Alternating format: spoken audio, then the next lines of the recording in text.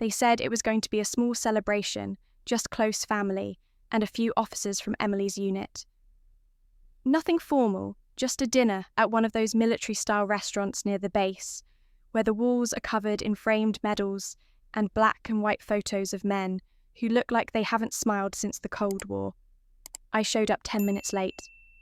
Not because I forgot the time or wanted to make an entrance, but because I sat in the parking lot for 20 minutes, debating whether I should even go in. I looked at myself in the mirror, hair tightly pinned black blazer, zipped just enough to suggest composure, and wondered if I was invisible enough or strong enough to walk into a room that once felt like home. My name is Natalie Quinn. 3 years ago, I was a lieutenant general overseeing strategic operations at the Western Command. These days, I teach at a military academy, no uniform, no war room, but I still remember the codes, the faces and the calls that brought people home. To the country, I was a commander. To my family, I became the question no one wanted to ask. Inside, the tables were arranged in a wide horseshoe. One end had the long, white-clothed centerpiece where the family sat. My parents, aunts, uncles, Emily glowing in her crisp National Guard uniform, and a couple of officers I didn't recognize. The other end, near the service station, was where the overflow chairs were set. That was where I ended up. No name tag, just a folded napkin, a half-full glass of water, and a view of the backs of everyone who used to be my family. I sat, quietly holding the menu like a shield. A few people nodded, offered small, tight smiles. Most avoided eye contact altogether. At one point, a server stopped at my elbow and leaned in politely, voice hushed. "Are you here as the Navy date?" I blinked. She glanced at her list, confused. "Sorry, just checking. You're not on the formal head count." "No," I said, managing a small smile. "I'm her sister, Emily Quinn." The server hesitated, then nodded like that explained something, like maybe family came in different flavours. Then she moved on. The wine arrived, toasts were made. My father stood lifting his glass a little too proudly. "To those who serve with honour," he said, pausing just long enough to draw attention, "and those who just serve their egos." Some laughed, others winced. Emily smirked, eyes dropping to her lap like she wasn't quite proud of it, but also wasn't about to correct him. My mother busied herself with the butter dish. Then, a beat later, just loud enough to make sure no one missed it, he added with a pointed lift of his glass, "Some serve their country with honour," my father said, holding his glass higher, "and some just serve themselves." The timing was deliberate. The silence that followed was sharper than any toast. I kept my face still, sipped water from the plastic cup they'd handed me at the check-in table. Later, I overheard someone from across the main table ask, "Who is that again?" And a voice I didn't place replied, "Oh, she used to be in the military too, I think. Kinda drifted. An old friend of Emily's, maybe." Used to be. Drifted. A friend, not a sister. I let the words hang. I didn't correct them. What was the point? This wasn't new. I'd felt it for a while now. That slow, steady shift from being someone who belonged to someone who disrupted the narrative. You can't celebrate what you don't talk about, and you don't talk about what makes you uncomfortable. So, they stopped mentioning me altogether. Better to pretend I'd faded rather than admit I was erased. They hadn't just rewritten me out of their lives, they'd rewritten the whole story of what happened. After the Langi Tigra operation, the reports made it look like I'd abandoned a mission, like I'd blinked when things got hard. No one asked why I resigned. No one saw the internal memo I signed under classified seal taking responsibility to protect a junior officer from court-martial because the order they were following was flawed from the start. That order came from higher up, too high to touch, and I was convenient to blame. When I stepped away, I thought silence was strength, that if I kept my head down and my dignity intact, the truth would find its way back. But instead, silence became distance, and distance turned into a kind of myth. Natalie, the disappointment. Natalie, the one who broke rank. They never asked. They just decided. So that night, when Colonel Elijah Brooks walked in late crisp in full uniform and stopped at my table, it was like someone cracked the room in half. He didn't glance around. He went straight to me, heels clicking against tile, then stood at attention. "General Quinn," he said, loud enough for everyone to hear. "I was hoping I'd find you here." The room froze. Forks paused midair. My father's hand tightened around his wine glass. Emily blinked, her smile faltering into something unreadable. No one said a word, and I didn't either. I just nodded once, calm, collected, because the truth had finally arrived wearing full honours, and this time they couldn't look away. That night, I stayed through dessert, then slipped out before the final toast. No goodbyes, no questions, just the soft click of my heels against the floor and the faint sound of Emily laughing behind me. In that moment, I realised something sharp but necessary. Sometimes the deepest absence is the one sitting quietly at the table, still breathing, still watching, but already removed. The drive back to my hotel was quiet, save for the low hum of the engine and the hollow thump of my pulse in my ears. I didn't turn on the radio. I didn't call anyone. I let the silence stretch, because in some ways it felt more honest than the clinking glasses and polite applause I'd just escaped. That night, I couldn't sleep. I kept staring at the ceiling, replaying my father's toast, his smug smile, the pause, the sting. It wasn't the first time I'd been cut from the family narrative, but it was the first time it felt irrevocable. The next morning, I drove to my parents' house. The garage door was still the same pale blue it had always been, chipped at the corners from years of weather. Inside, everything smelled like lemon polish and distant memories. My mother wasn't home. She'd left a note, something about a luncheon. My father was probably golfing. That gave me a window, and I used it. I wandered into the hallway where the family display cabinet stood, what my mum used to call the Wall of Pride.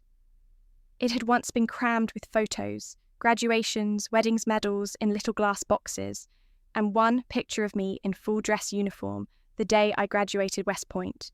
I remember that day, like it was laminated in my mind, the weight of the epaulets on my shoulders, the roar of cadets tossing caps in the air, and my father's eyes shining with something I mistook for pride. That photo was gone now. In its place was a picture of Emily standing next to a helicopter, not in uniform, just a windbreaker and jeans. She was smiling windswept with a man's arm casually draped over her shoulder, someone I didn't recognise. The brass frame was polished centred and lit just right by a nearby sconce. I stared at it, wondering if they even remembered what used to be there. I opened the bottom drawer of the cabinet. It creaked like it hadn't been touched in years. There, beneath a pile of outdated Christmas cards and old real estate brochures, was a small wooden box. My initials were etched into the lid, barely visible now. I brushed off a layer of dust and opened it. Inside were my old dog tags neatly coiled in a tight spiral. Next to them was a commendation letter, folded and yellowed at the creases, and a snapshot from Kandahar, me and my unit, sunburned, tired but alive. That photo wasn't framed. It wasn't even in an album. Just tucked away like a receipt from a trip someone didn't want to remember. I held the tags in my palm, the metal cold against my skin. They still carried the faint scent of gun oil and desert wind. I closed my fist around them, then glanced back at the shelf. The empty frame slot still glowed faintly under the sconce's warm light. A cracked glass pane leaned awkwardly against the back wall. I stepped closer and gently tilted the broken frame forward. There it was, my West Point graduation photo face down, the edge of the frame cracked diagonally like a scar. I picked it up. The photo was intact, but the glass had splintered into a jagged web across my face. It caught the light in a way that made my features look fractured. I could feel my pulse in my fingertips as I set the frame on the hallway console, not back in the cabinet. Just there, exposed like a dare. I didn't plan to say anything. I didn't plan to leave a note. But before I walked out, I turned back and said aloud, though no one was around to hear it, I earned that place, even if no one wants to see it. I walked out without slamming the door. No dramatics, just the quiet weight of reclaiming something that had always been mine. That weekend, I attended a local veterans gathering held at a rec centre just outside town. I hadn't planned on staying long. It was more of a courtesy visit. I was asked by a colleague from the academy to show up, say a few words, maybe shake some hands. The kind of thing that a few years ago would have felt routine. But now, walking into that hall filled with folding chairs and coffee urns, I felt like a shadow of someone who used to belong in places like this. The banner said, "Welcome, Western Vets, Honour through Service." I pinned on a name tag that just said N, Quinn, and kept my blazer buttoned even though the heating was too high. I drifted toward the back, near a table of coffee-stained brochures and faded photos. A group of older men was gathered around, all in various stages of retired. One of them, a stout man with thick glasses and a navy cap, turned to me and said, "You here, representing admin?" I blinked. "Excuse me." He gestured vaguely toward my blazer. "You were office staff, right? Support role or something?" I didn't respond right away. I just gave a tight smile and nodded once because the effort of explaining felt heavier than the mistake itself. He turned back to his conversation, and I felt myself slowly detach again, hovering in that old, familiar place of almost belonging. I was pouring myself some burnt coffee when another voice, deep and certain, called out behind me. "Quinn." As in Natalie Quinn, I turned. A tall, broad-shouldered man with silver hair and a walking cane was making his way toward me, a slight limp in his step. I didn't recognize him immediately, but his uniform bore the insignia of a retired colonel. "I read your name in the reports from Langi Tigra," he said, stopping just close enough that I could see the wear in his eyes. "You coordinated the Bravo fallback route. You got those 300 out before the southern ridge collapsed." His voice wasn't loud, but others around us went quiet. The navy cap guy looked over, suddenly curious. "That was you?" he asked, the tone different now. I nodded slowly. "Yes, sir." The colonel's expression didn't change, but he held out his hand. "You saved my godson. Sergeant Hale, we thought he was lost. You brought him back." For a moment, all the noise around me dissolved. It wasn't a podium, it wasn't a spotlight, but it felt like acknowledgement. Real, tangible acknowledgement. I shook his hand firm and steady, and for the first time in a long while, I felt the ground beneath me shift back into place. Later, I was helping an elderly veteran Marine, I think, load his walker into the trunk of a minivan. He was gruff, but thanked me quietly. It was a small thing barely worth noting, but there was something familiar in the motion, in the way I scanned the curb for traffic, braced the frame, ensured stability. Muscle memory. Not from war, but from years of holding things steady for others. After I closed the trunk, I caught my reflection in the van's rear window. It wasn't much, just a blur behind glass. But the slant of the blazer, the way my stance squared something about it, made me pause. For a split second, I saw the uniform again. Not physically, but in posture, in purpose. The ghost of who I had been overlapping with who I was now. Not a soldier, not an exile, just someone who had carried the weight and was still standing. As I walked back into the hall, I passed the table where the Navy capman now sat in silence, watching me with something like respect. No one said it, but something had shifted. It wasn't glory, it wasn't redemption, but it was something. Maybe that was enough. Still, as I stepped back into my parents' house later that evening, a single question haunted me. Would the smallest gesture of recognition ever come from the people who are supposed to know me best? My mother was in the kitchen, arranging deviled eggs on a serving platter. The scent of paprika and mayonnaise hung thick in the air. I glanced at the hallway and saw the empty frame perched on the console table, still waiting. Everything else in the house felt unchanged. The same muted wallpaper, the same coffee mugs in the cupboard, even the same chipped porcelain sink. But now, the absence of that graduation photo seemed louder than ever. She didn't notice me at first, so I walked over and took the photo frame in my hands. It was lighter than I expected, empty, but still framed with ornate brass edging. I held it up so she could see. "Mum," I said, voice measured, this was mine. She didn't turn around. She didn't speak. She just took a disappearing breath, arranging the eggs more deliberately, as if searching for something else. "I thought you gave that back," she said finally, eyes fixed on a smear of cream cheese decorating a shell. That picture? It felt outdated. Outdated. My voice sounded sharp even to me. I felt the frame start to tremble in my hand. It was the day I graduated West Point. She shifted. The eggs rattled against the platter, an oddly noisy echo in the quiet kitchen. "Yes, I know. You've told us." But it felt like the right thing to replace it. To replace it with this. I held the empty frame higher. "What's happening, Mum?" She finally looked at me. Her eyes were wary, searching. It didn't make sense to have two pictures of service right next to each other. "You know how our guests feel. Emily's uniform seemed more fitting for this house." My heart tightened. "So you erased me for comfort?" She shook her head but didn't reach to take the frame.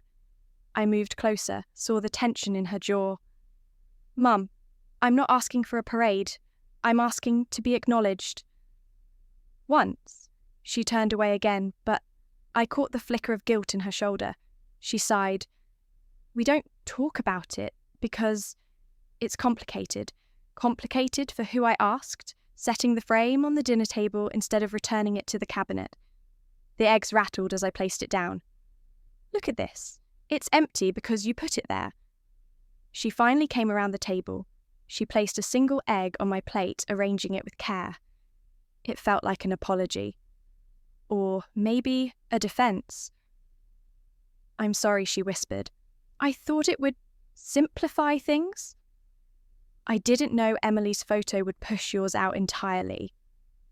I stared at the egg she'd set down, an almost comical piece of comfort food. I wanted to cry, but tears felt overly dramatic. Instead, I found words I didn't know I had. I carried that picture. I carried every doubt, every fear. It wasn't always easy for me or for us, but I was there. I'm still here. She didn't say anything for a moment. Then she quietly brushed her fingertips across the bald surface of the photo frame. "I didn't know how to honour you without dishonouring her," she murmured. I reached over and touched her hand. A faint relief flickered across her face. "You can't erase me because it's inconvenient.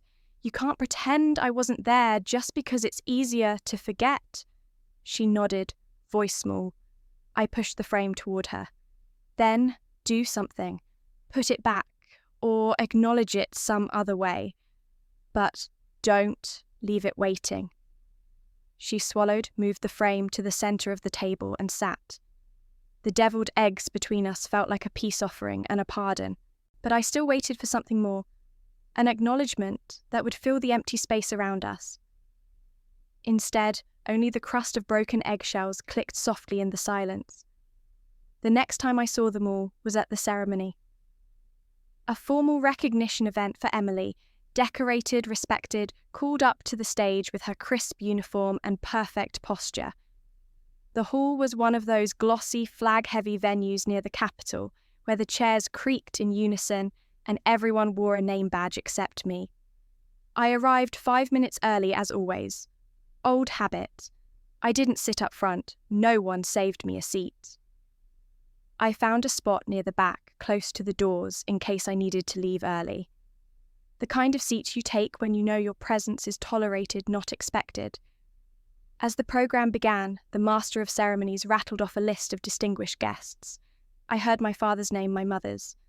And we're also honoured to be joined by a former administrative aide and longtime supporter of military families, Natalie Quinn. That was me. Former administrative aide. I sat still, hands folded. My jaw tightened, but I didn't blink.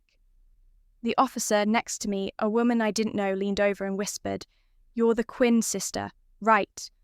Thought you were Army." High up, I smiled politely. "Must have been a misprint," I said. My voice was calm, but inside something burned like an old scar being traced over too firmly. Emily took the stage.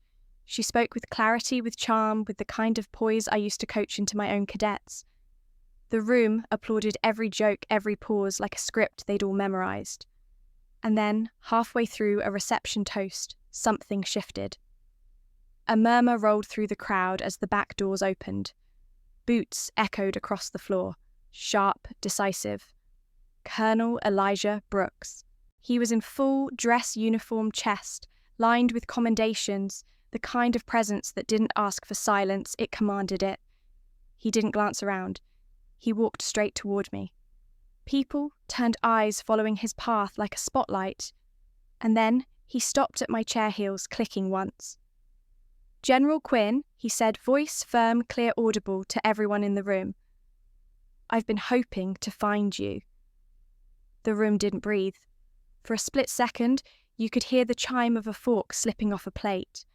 My father looked like he'd swallowed a stone. My mother's eyes flickered to her purse. Emily froze mid-toast. Her glass lowered, her expression unreadable. I stood slowly. "Colonel Brooks," I replied, nodding. "Good to see you." He reached out and shook my hand. "You saved lives. You did what others wouldn't. It's good to see someone finally say it out loud." I wanted to thank him, but all I could do was hold the contact a second longer than polite. Around us, whispers bloomed like wildfire. It was happening. The truth was showing up without invitation, but undeniable. Just as quickly, it turned practical. A man at the table near the stage, a retired Air Force major, judging by the ribbons, suddenly slumped forward in his chair. The sound was muffled but unmistakable. Chairs scraped. Someone shouted. Panic edged into the polished event. I moved before I thought. Crossed the floor in 3 strides, checked his pulse, tilted his head, cleared his airway. "Call emergency response," I snapped to a stunned staffer. "He's got a heartbeat, but it's faint. Likely vasovagal. Get water, keep him elevated." Emily was already at my side, holding a napkin to the man's head. Her eyes met mine briefly. For the first time, I saw no resistance in her gaze. No irony, just trust. The kind you can't fake. We stayed with the man until the medics arrived. Once he was safe and stable, I sat back down. The applause that followed wasn't loud, but it was real.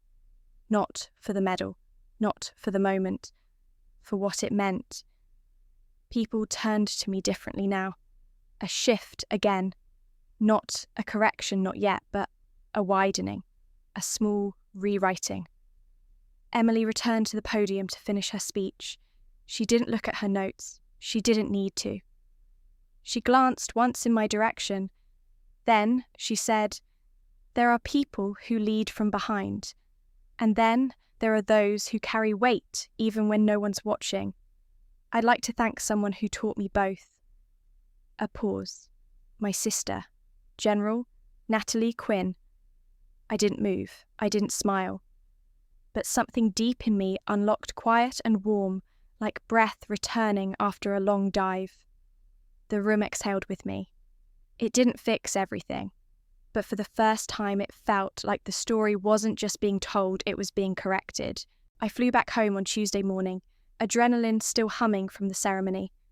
I planned to keep working to draft a lecture on leadership under pressure.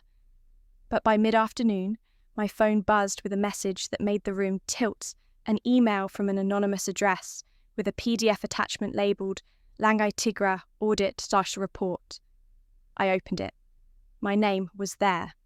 Not as a hero, but as someone potentially responsible for civilian casualties in the operation.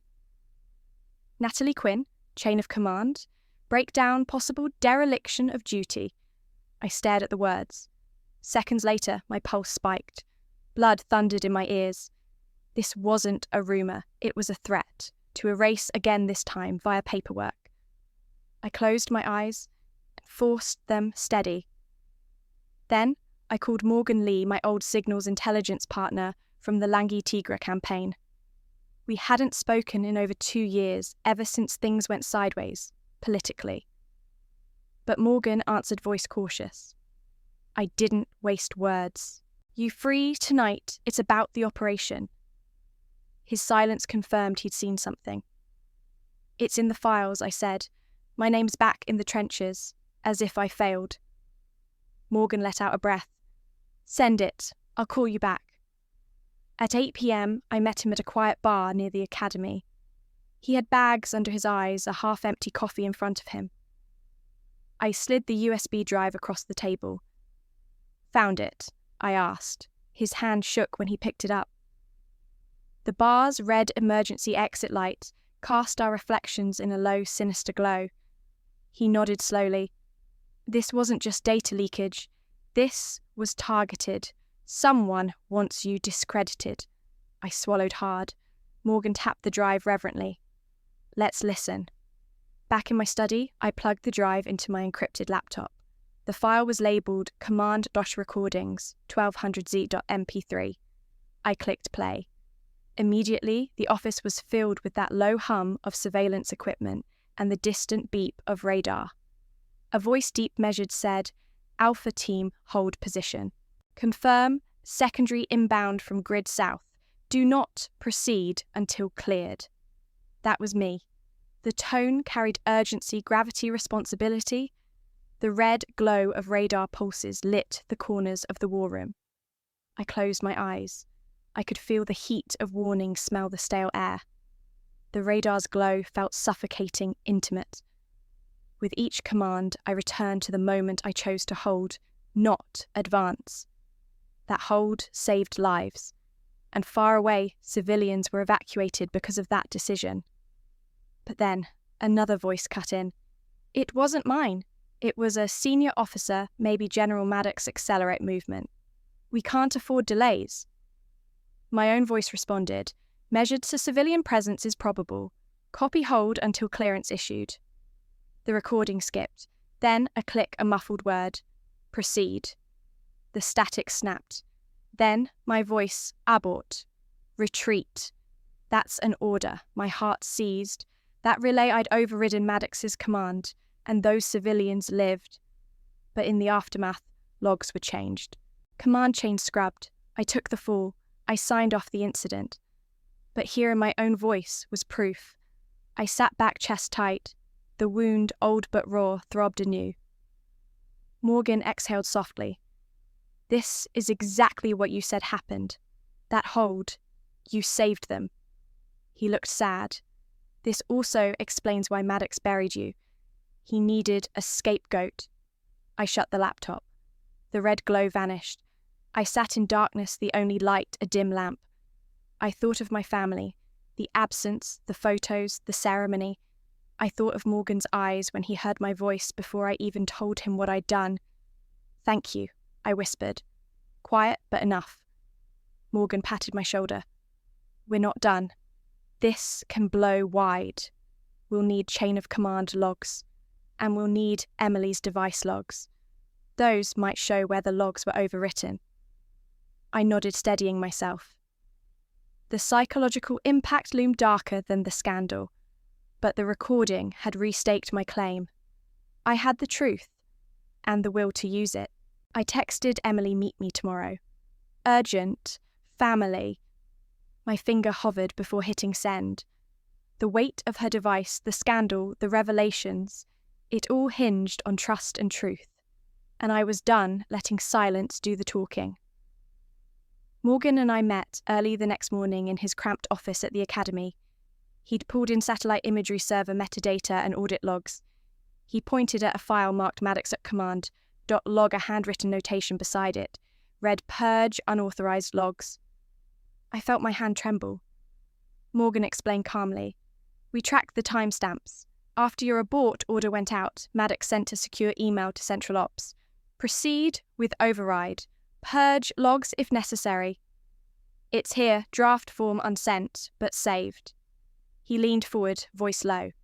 He never hit send, but the draft saves are in backups. I opened it. The subject said, urgent purge logs. The body was terse. Override lead command. Civilian risk acceptable.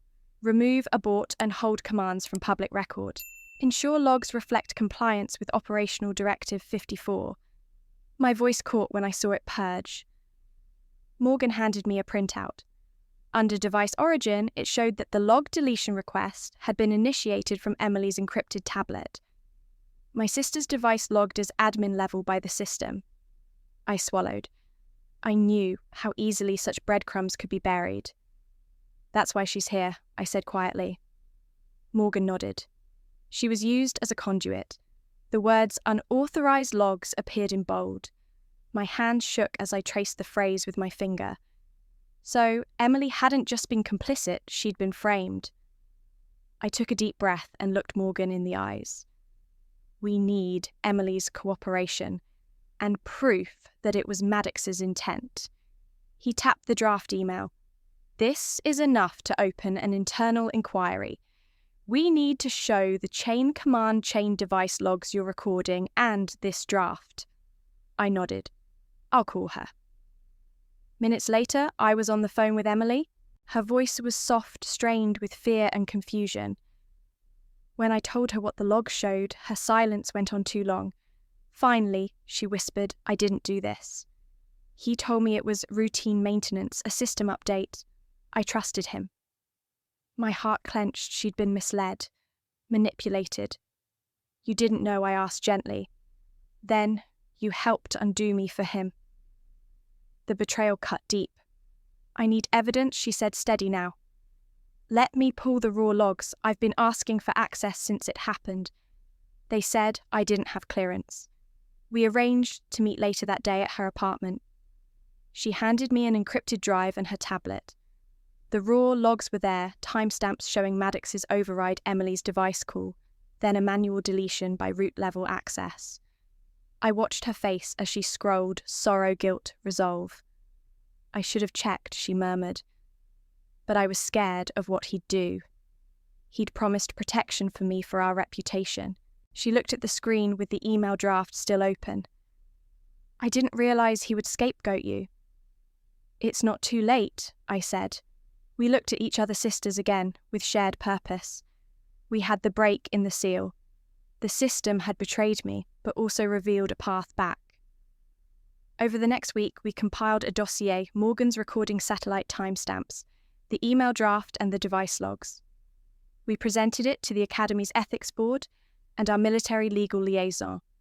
It would go up the chain to the Inspector General.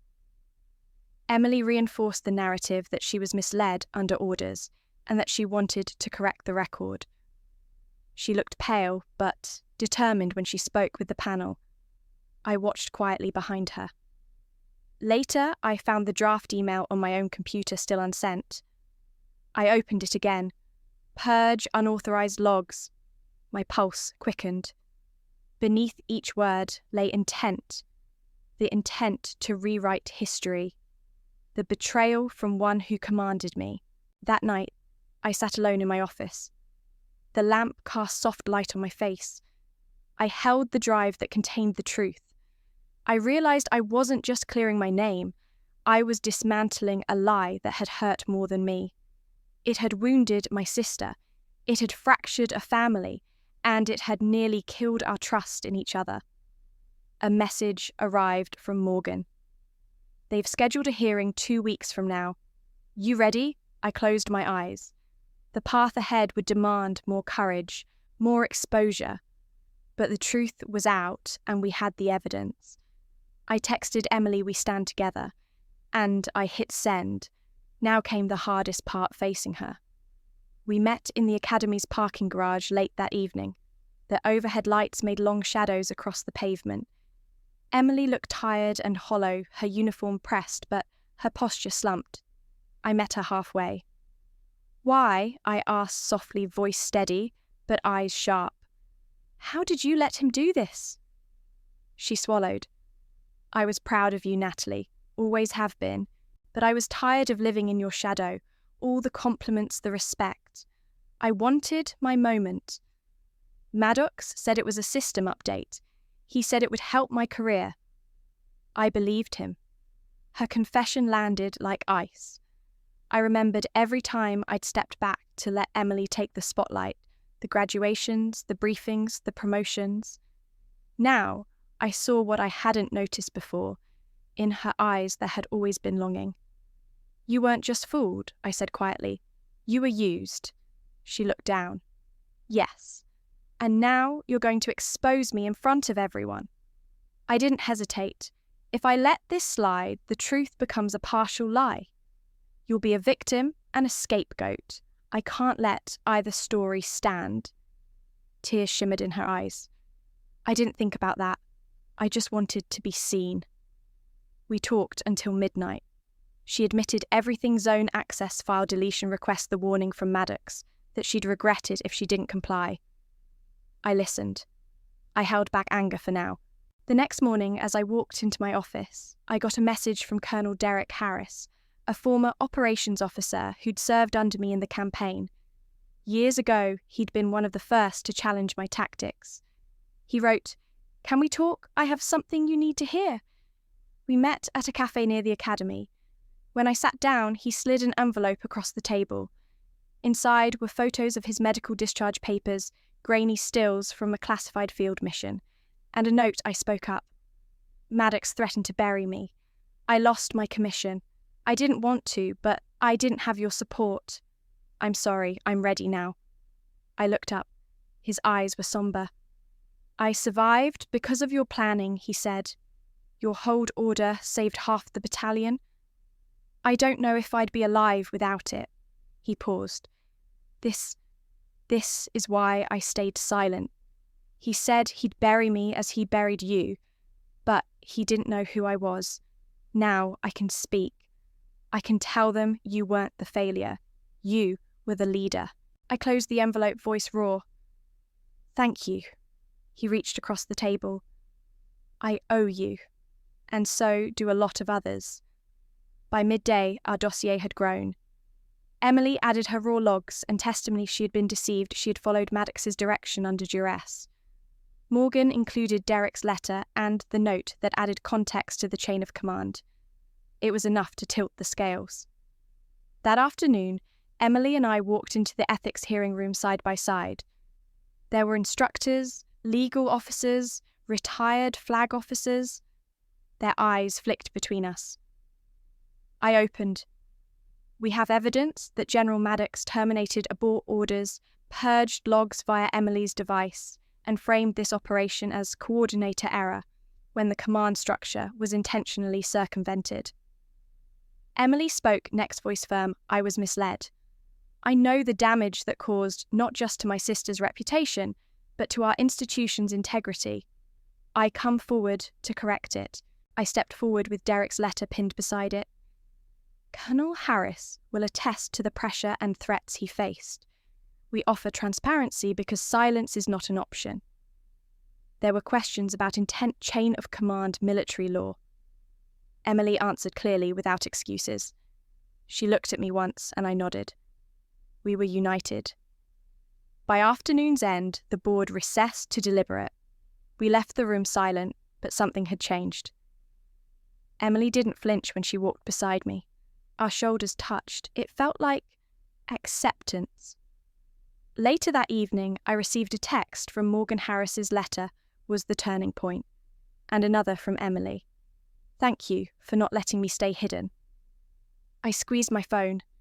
That night, I filled the empty frame at home with our graduation photo side by side, Emily in uniform, me in mine. It wasn't perfect yet, but it was ours, and no longer empty. A week later, word spread that General Maddox would be delivering the keynote at the upcoming National Military Strategy Summit. It was a high-profile event streamed to bases worldwide, a stage he planned to use to reassert authority and control the narrative around Langitigra. I knew what that meant: silence from him, distraction from us. But we were ready. Emily volunteered to plant a secure audio device in the VIP green room where Maddox would prepare before his speech. She was nervous, but determined this was her line to cross on the path to redemption. I had arranged for Morgan and Derek to monitor remotely. Noah, a cadet from my current course, also joined. I trusted him, quiet, observant, full of integrity, the next generation of officers who would carry the torch. We scoped the venue the day before. It was a fortress of protocol, metal detectors, ID checks, restricted wings. Emily had clearance as entourage. I walked the corridors in civilian attire to avoid detection. Noah shadowed us, his figure almost invisible among the bustle. He carried a small case with monitoring equipment, eyes sharp for any sign of interference. That evening, I watched Emily slip the recorder onto the shelf behind Maddox's chair, her hands trembling, but her voice steady. She caught my gaze. Her face was tight with tension, but her eyes were clear, committed. In that moment, I realized how far she'd come from guilt and fear to courage. Her transformation shone brighter than any medal. But things didn't go entirely as planned. Just after Emily placed the recorder, a junior officer unexpectedly walked into the room. For a second, I thought it was over.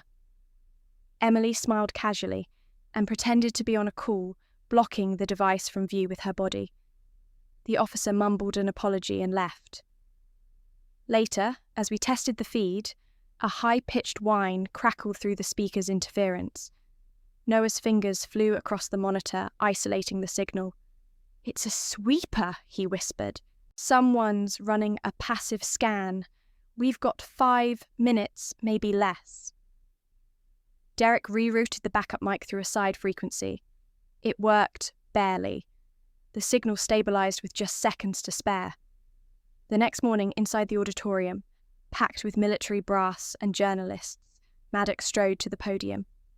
He spoke forcefully, praising strategic cohesion and duty under fire. I listened from the VIP balcony surrounded by our allies, Morgan, Derek, and Noah. The recording kicked in quietly, broadcasting through the venue's internal audio network. A secondary mic fed the stream to monitors in the back room. And then, mid-speech, Maddox's voice halved the air. "Civilians reported in Quadrant 4 requesting reassessment of strike." A pause, brief, calculated. Then, his answer, override lead command. "Civilian risk acceptable. Repeat acceptable. Purge logs if necessary." Gasps rippled through the summit hall. Faces stiffened. Cameras pivoted. Security glanced upward. I met Emily's eyes, fierce, relieved. The dam had broken.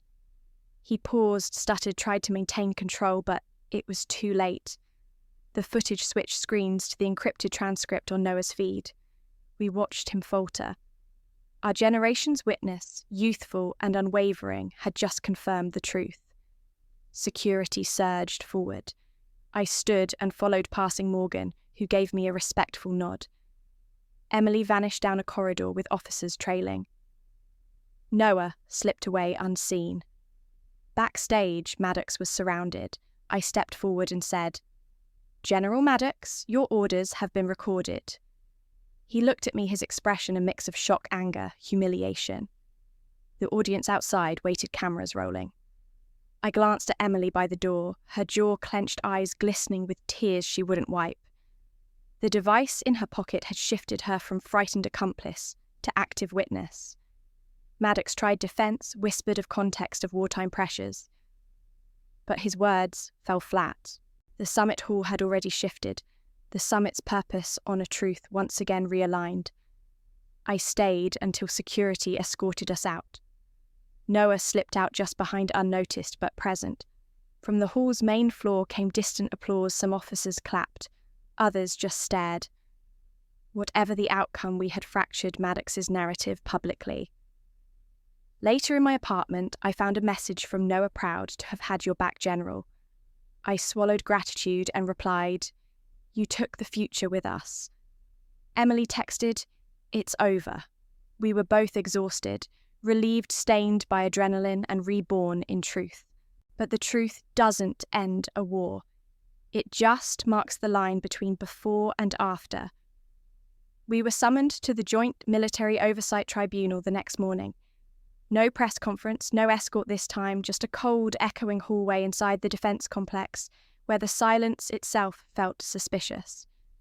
The tribunal chamber was sunlit and sterile, with 6 flagpoles framing the head table. They didn't ask us to sit. They told us where to stand. Across from us sat 5 high-ranking officers, each representing a branch, though it was clear this was more about optics than justice.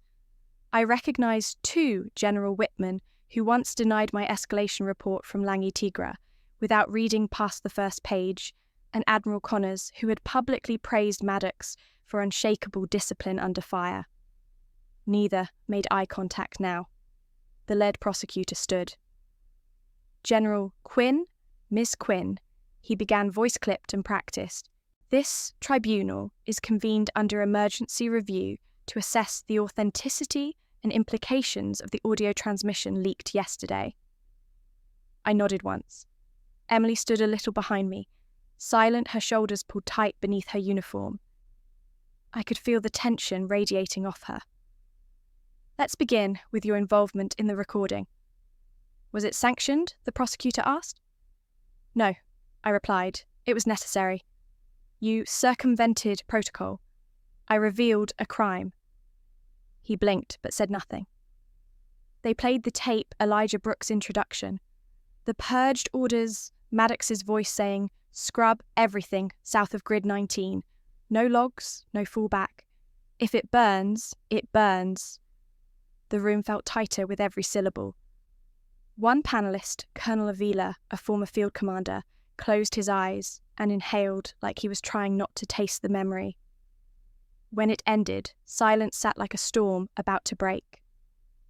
Whitman was the first to speak. "General Quinn, 3 years ago you resigned under suspicion of dereliction of duty. Are you saying this recording exonerates you?" "No," I said calmly. "I never needed exoneration. I needed someone to listen." Connors leaned forward. "You claim the retreat call at Langi Tigra was not yours. I signed the retreat order to protect my unit. But I did it because the original assault order, which was Maddox's, was based on falsified intel and left 2 platoons exposed. He deleted the fallbacks. He made sure there was no plan B. And you didn't report this at the time I did," I said. "My report was sealed. I was told pursuing it further would jeopardize strategic trust." Connors didn't respond. His jaw flexed once. Then Emily stepped forward. Her voice was steady, rehearsed, but her eyes held tremor. "The device used to transmit the audio was mine. I planted it. I take responsibility for that. But I did it to expose a truth that's haunted this command for 3 years. Because I believed the lie too, and I helped keep it alive." One of the officers murmured, "What changed?" She looked at me. She never stopped showing up. That changed everything. There was a pause, and then Simmons, who had sat motionless, arms crossed, spoke without looking up. "This is damaging, not just to the institution, but to the image of cohesion." I said nothing for a moment. Then, cohesion without truth isn't unity, it's theatre. A younger officer at the end of the table, Major Leland, I think, nodded faintly. He was the only one who looked like he hadn't decided how this story should end yet. The tribunal recessed for deliberation. Emily and I were taken to a side room, cold and windowless. She paced while I sat still, listening to the hum of fluorescent lights. "You think they'll do it?" she asked finally. "Actually, hold him accountable." "They can't not," I said. "It's all there, but that never mattered before." "I know," I said. "But now, it's not just my word against his. It's his word on tape against the silence he relied on." We were called back an hour later. Whitman stood. "General, Quinn, Miss Quinn." He began this tribunal acknowledges the authenticity of the submitted evidence. Effective immediately, General Maddox will be placed under internal investigation. You, General, are reinstated with full honours and back pay. Ms. Quinn, your record will reflect that you cooperated in uncovering wrongdoing at the highest level. Neither of us spoke. There was nothing else to say. As we left the chamber, passing the double doors with their polished brass handles, Emily looked up at me and said, "They didn't apologise." "They won't," I said, but they stood back. That's more than I ever expected. Outside, the sky was dull grey. A small crowd had gathered, civilians, junior officers, a few press. No cheers, no outrage, just quiet recognition. I spotted Noah standing off to the side, arms crossed, notebook in hand. He didn't wave, just nodded, solemn and proud. Inside that stillness, something cracked open, not in the tribunal, but in us. Not forgiveness, not even justice, but clarity. And from clarity we could build. The next morning a knock came on my apartment door before dawn. I opened it to Morgan Lee, pale-eyed and clutching a metallic hard drive case like a relic. He stepped in, voice low.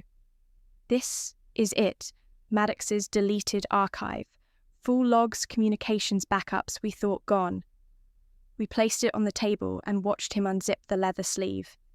His hands trembled as he connected it to an encrypted laptop. In the dim light, lines of code scrolled time-stamped orders, location data, internal memos. There was no ambiguity, Maddox's signature, his directives, his justifications. Morgan's breath caught. I thought this was gone. I thought they burned the proof. Emily hovered beside him, fingers fluttering over the table edge. Natalie closed her eyes and exhaled slowly. We had crossed from accusation to undeniable fact. That afternoon, news rippled through the Defense Department. General Marcus Maddox had been taken into custody, pending charges of obstruction of justice, falsification of records, and abuse of command authority. He was escorted out in handcuffs, a 4-star general, humbled by the truth. In the aftermath, the department offered Natalie reinstatement to active duty and promotion to lieutenant general with strategic command. Emily was offered command of the unit Maddox once directed, elevated to a senior officer's role. But at a press conference, Natalie announced neither promotion nor return to battlefield duty was desired. I have served. Twice.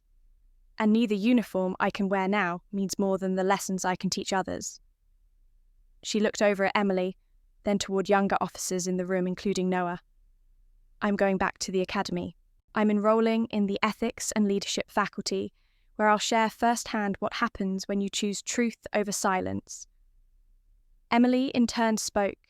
I step into this role not to fill a seat, but to honour my sister's legacy and to lead with integrity I once neglected.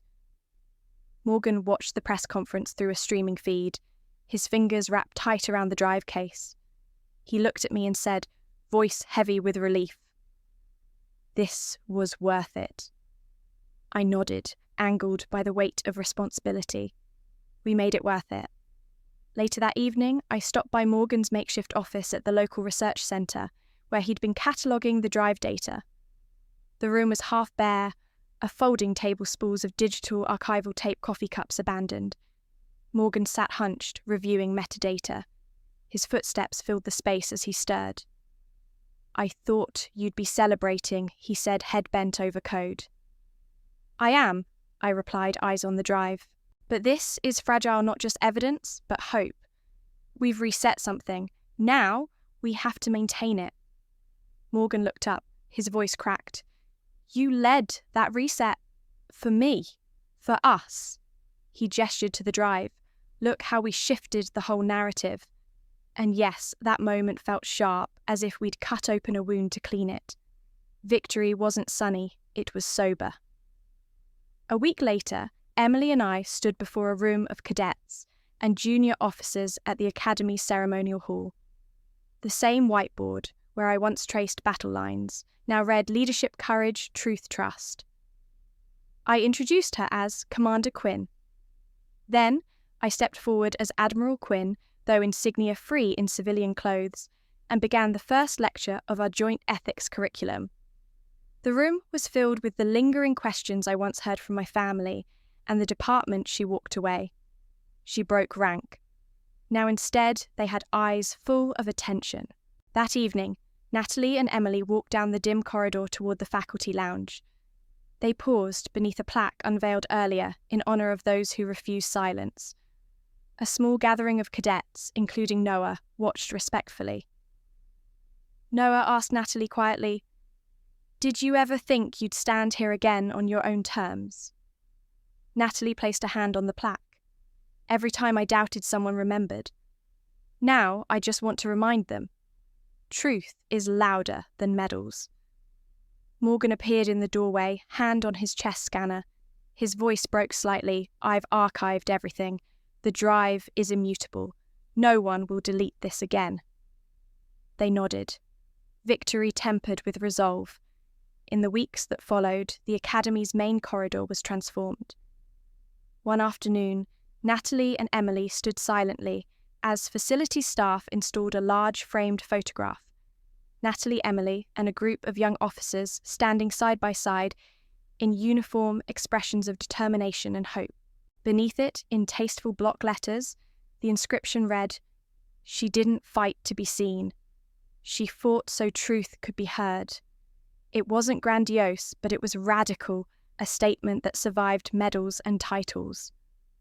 Natalie's new course, Leadership and Moral Intelligence, launched shortly thereafter. The syllabus spanned battlefield decisions and moral crises, drawing on first-hand case studies, including Langi Tigra and the Summit Revelations. She spoke candidly in a packed lecture hall, beginning, "This is what they didn't teach you in war colleges. Sometimes your greatest enemy is silence." The room leaned in. She invited discussion, and cadets raised their hands with hard questions about loyalty, duty, courage, fear. Noah, seated front row in a crisp cadet uniform, asked the hardest one, "Did you ever feel afraid?" Natalie paused, the room still. She replied softly, "Yes, I was afraid. But I chose to speak rather than stay silent." Her honesty set the tone. Classes ran long.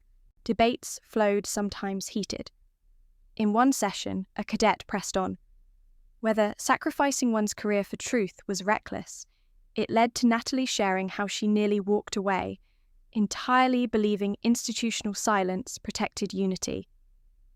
Morgan occasionally visited to provide tech context or data ethics. Emily joined to offer leadership drills rooted in empathy. The course became the most requested elective at the Academy.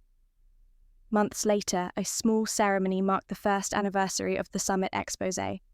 Faculty and cadets gathered before the new photo.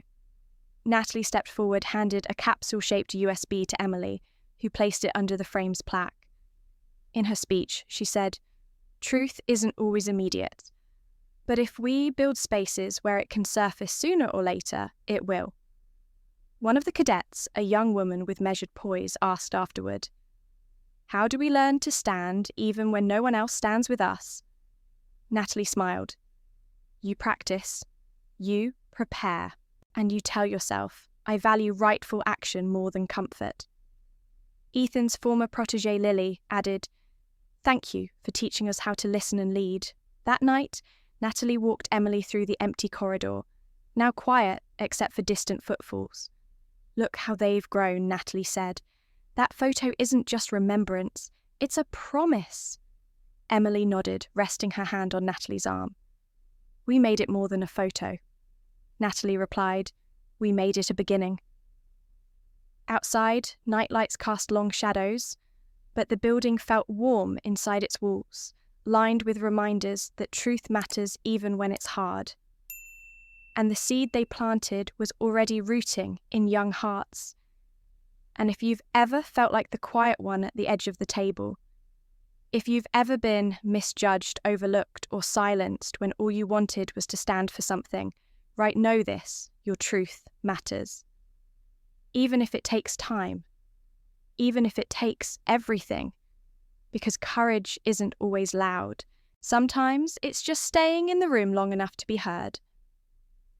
If this story speaks to a part of you that needs reminding, stay with us.